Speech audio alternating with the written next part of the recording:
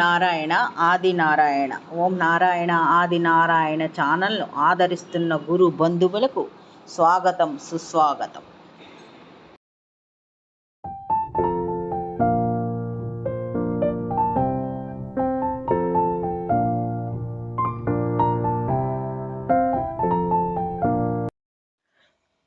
ఓం నారాయణ ఆది నారాయణ. ఓం శ్రీ భగవాన్ వెంకయ్య స్వామి నమః. ఆశ్రిత జనరక్షకుడు, దీనజన బాంధవుడు శ్రీ భగవాన్ వెంకయ్య స్వామి వారి పాద పద్మములకు నా ప్రణామములు. సమస్త సగుణ రూప నిర్గుణ రూప గురుదేవుల పాద పద్మములకు నా నమస్సుమాంజలి. ఈనాటి సర్వసమర్థ లీలల శీర్షికలో శ్రీ కొర్రకూటి బుజ్జయ్య గారు అనుభవాలు స్మరించుకుందాం. వీరు శ్రీ భగవాన్ వెంకయ్య స్వామి వారిని జీవితాంతం సేవించుకున్న అంకిత భక్తులు. వీరికి శ్రీ భగవాన్ వెంకయ్య స్వామి వారు వివాహం చేసుకోవద్దు, సరిపడదు అని చెప్పారు. స్వామివారు ఆదేశం ప్రకారం వీరు జీవితాంతం బ్రహ్మచారిగానే ఉండిపోయారు. ఈ కొర్రకూటి బుజ్జయ్య గారు స్వామివారి దగ్గరే ఉండేవారు, గొలగమూడిలో ఉండేవారు. స్వామివారి దగ్గరకు వచ్చిన భక్తులకి చీటీలు వ్రాసి ఇవ్వడం, స్వామివారి గుండానికి కట్టెలు తేవడం మొదలైన సేవల్లో వీరు ఉండేవారు. స్వామివారి దగ్గరే స్వామివారిని సేవించుకుంటూ ఉన్నారు జీవితాంతం. ఇతనికి ఒక చెల్లెలు ఉంది, ఆమె పేరు పద్మావతి. ఆమె వివాహం గురించి శ్రీ భగవాన్ వెంకయ్య స్వామి వారిని వీరు అడిగారు. అప్పుడు స్వామి మౌనంగా ఉన్నారు. కానీ అంటే అంతకు ముందే చెప్పారనమాట. ఈయన బుజ్జయ్య గారి పెళ్లి కోసం అడిగితే స్వామి ఇలా చెప్పారు వారితో, అయ్యా ఆ ఇంట్లో పచ్చని తోరణం కట్టేది లేదు అని చెప్పారు. అందుకని అంటే స్వామివారిని ఆశ్రయిస్తే ఆ దోషానికి పరిహారం చెప్పి తన సోదరికి వివాహం చేస్తారని స్వామివారిని ఇతను ఆశ్రయించాడు. అప్పుడు స్వామివారి దగ్గరికి వెళ్ళిన తర్వాత వారి చెల్లెల వివాహం గురించి స్వామివారికి విన్నవించుకున్నాడు. స్వామి మౌనంగానే ఉన్నారు. ఆ తర్వాత వీరు అన్నారు, స్వామి మీరే ఆమె పెళ్లి జరిపించాలి, కుటుంబంలో ఉన్నది ఒకే ఒక ఆడపిల్ల, బాధ్యత తీర్చడం నా కర్తవ్యం స్వామి, మీరే ఎలాగైనా మార్గం చెప్పండి అని వేడుకున్నాడు. అప్పుడు స్వామి ఇలా అన్నారు, అలా అయితే కంచి వరదరాజుల స్వామి దేవాలయంలో పెళ్లి చేయండి అని చెప్పారు. ఇతను బుజ్జయ్య స్వామివారిని వేడుకున్నాడు. ఇలా స్వామి మీ చేతుల మీదుగా వివాహం జరిపించండి అంటే స్వామివారు కూడా అంగీకరించారు. స్వామివారి అనుమతితోటే నంబూరి బుజ్జయ్యతో ఈమె వివాహం పెళ్లి నిశ్చయమైంది. అది కూడా స్వామివారి అనుమతితోనే వారితో వివాహం ఖాయం చేసుకున్నారు. కంచిలో పెండ్లి ఏర్పాట్లన్నీ చేసుకున్నారు. స్వామివారు కూడా వివాహానికి వెళ్ళారు. స్వామివారు వివాహ సమయంలో అందరిలా బంధువులతో పాటు కూర్చోకుండా వెళ్ళి మండపం పక్కన కూర్చున్నారు. సేవకుల్ని పిలిచి ₹1 కర్పూరం తమ్మని చెప్పారు. వాళ్ళు తెచ్చి ఇచ్చారు. స్వామివారి పెండ్లి ముహూర్తం సమయంలో అక్కడ పెండ్లి జరుగుతుంటే ఇక్కడ కర్పూరం వెలిగించి ఒక్కొక్క బిళ్ళ వేస్తూ కర్పూరం వెలిగిస్తున్నారనమాట. అక్కడ అగ్నిహోత్రం చేస్తున్నారు. సరిగ్గా ముహూర్తం టైం దగ్గర పడుతుందనగా ఈ బుజ్జయ్య స్వామివారిని కూడా దగ్గరకు తీసుకుని వెళ్ళాడు. స్వామివారు ఆ నూతన వధూవరుల్ని ఆశీర్వదించారు. ఆ విధంగా స్వామివారి వారి పెళ్లి దగ్గరుండి చేశారంటే ఆమెకున్న దోషాన్ని స్వామివారు అక్కడ కర్పూరం వెలిగించి ఆమెకున్న దోషాన్ని తొలగించారు. ఆ విధంగా ఆమె వివాహం నిర్విఘ్నంగా జరిగిపోయింది. ఆ తర్వాత వారి బావ అతను ఆ నంబూరి బుజ్జయ్య ఇల్లు కట్టుకోవడానికని స్వామివారి దగ్గరికి వచ్చాడు. అప్పుడు స్వామివారు నాదం వాయించి ముహూర్తం చెప్పారనమాట. స్వామివారు వచ్చి ఆ స్థలంలో వారు చూపించిన స్థలంలో గుర్తులు పెట్టారు. ఇల్లు కూడా కట్టుకున్నారు.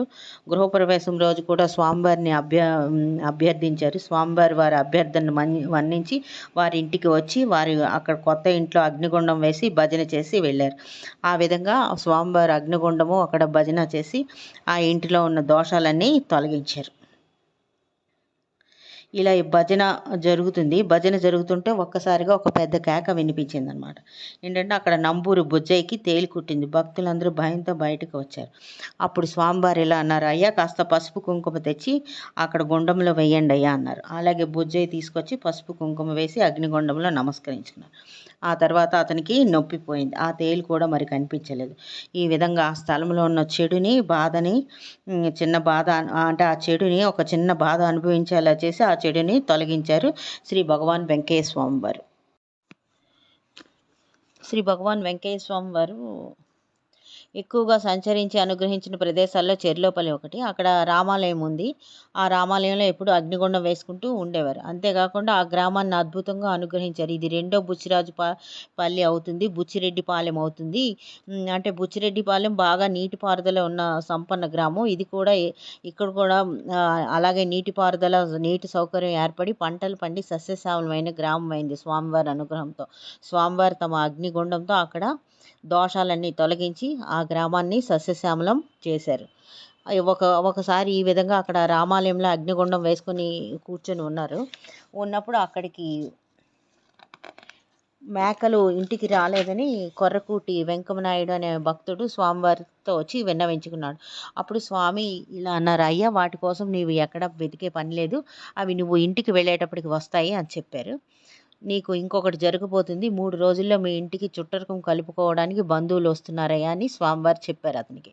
అప్పుడు అతను అన్నాడనమాట ఈ వెంకం నాయుడు, అదేమీ లేదు స్వామి, ఇప్పుడిప్పుడే పెళ్లి గురించి మేము అనుకోవట్లేదు అని చెప్పి వెళ్ళిపోయాడు.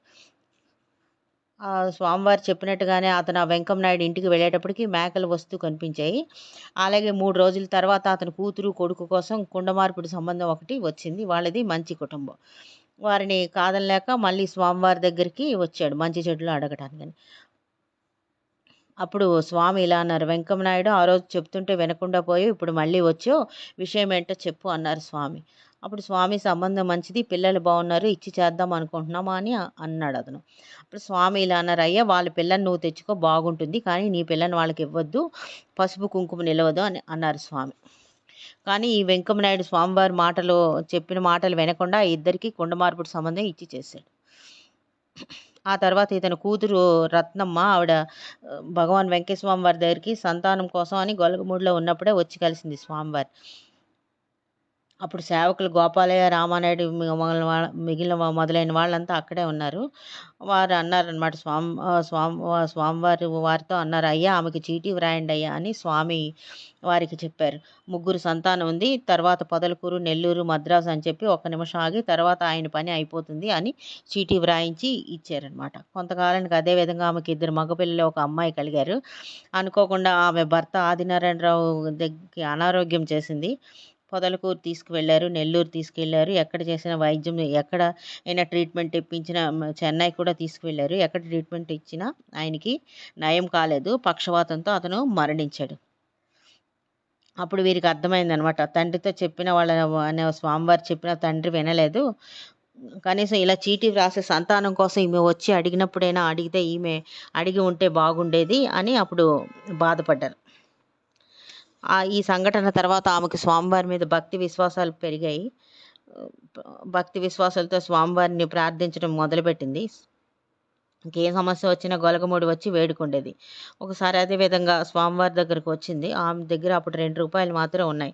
స్వామివారి సమాధి మందిరంలో నిద్రకి వచ్చి కొబ్బరికాయ కొట్టే స్తోమత కూడా లేక దైన్య స్థితిని చెప్పుకొని ఏదైనా దారి చూపించమని స్వామివారిని వేడుకొని నిద్రపోయింది. ఆమెకు ఒక స్వప్నం వచ్చిందనమాట. ఆ స్వప్నంలో స్వామివారు ఇలా చెప్పారు, అమ్మ నీవు నీసు తింటం మానేస్తానని నాకు మాట ఇవ్వమ్మా అన్నారు ఈ రత్నమ్మతో. ఆమె అన్నది స్వప్నంలోనే, స్వామి తప్పకుండా మానేస్తాను స్వామి అని ప్రమాణం చేసింది. అంతటితో కళ ముగిసింది.